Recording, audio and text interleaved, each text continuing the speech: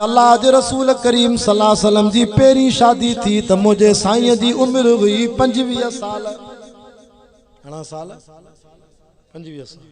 हाने भी जो 25 सालन जी उम्र में अचे फुल जवानी है, इनके शादी करायो। ता कुंवारन जे ला गलाया तो छोरो 25 सालन जो थे इन जो निकाह करायो हुजूर जी सुन्नत। असा वट वरी चोंदे पेरो नौकरी पो टोकरी पो छोकरी ते सीधे मथो अछो थी वञे। और कुरान को पुछो, कुरान तू बुधाए अवल नौकरी गोलऊं पो टोकरी पो छोकरी? कुरान तो जे ना पुछो।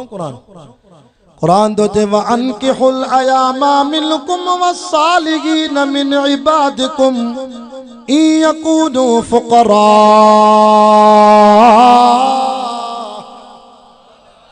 ये आयत कुमारन जे हक में ॾाढा जो सुभान अल्लाह। ओ इने वडी सुभान अल्लाह कही है अल्लाह। ये आयत ता कुमारन जे हक में आ। रब तो चे ओ अबू अम्मा परेशान न थियो त छोकरे के नौकरी गोले दिया पो छोकरी नेका पो नाना। रब कुरान में चे तो के आसूदे थियण जो शौक़ आ त मां अल्लाह तो कुरान में वजीफो ॾियां। अल्लाह जो वजीफो कच्चो कन पक्को? पक्को ही पक्को। अञा असां मौलविन जा वजीफा हेठ मथे थी था सघन तावीज़, बाक़ी रब जी ॻाल्हि पक्की आहे।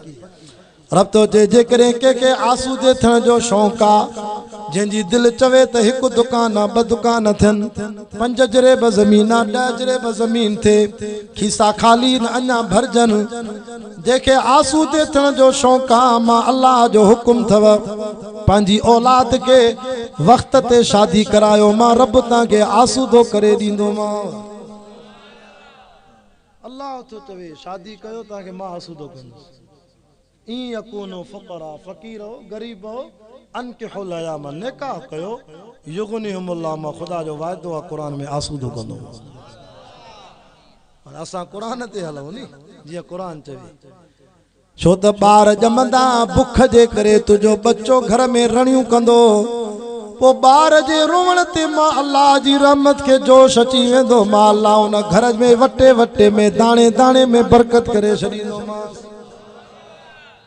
मां अल्लाह के रोवण तांजो ॾाढो वणंदो आ, रोवण तांजो ॾाढो वणंदो आ। अम्मा आयशा जो भी अल्लाह के रोवण वणियो। अम्मा आयशा जा भी गोड़ा रब के वणी विया। छो त 2 कतरन जी अल्लाह वटि वॾी क़ीमत आ। हिकु उहो कतरो जेको जिहाद फी सबीलिल्लाह में शहीद मुजाहिद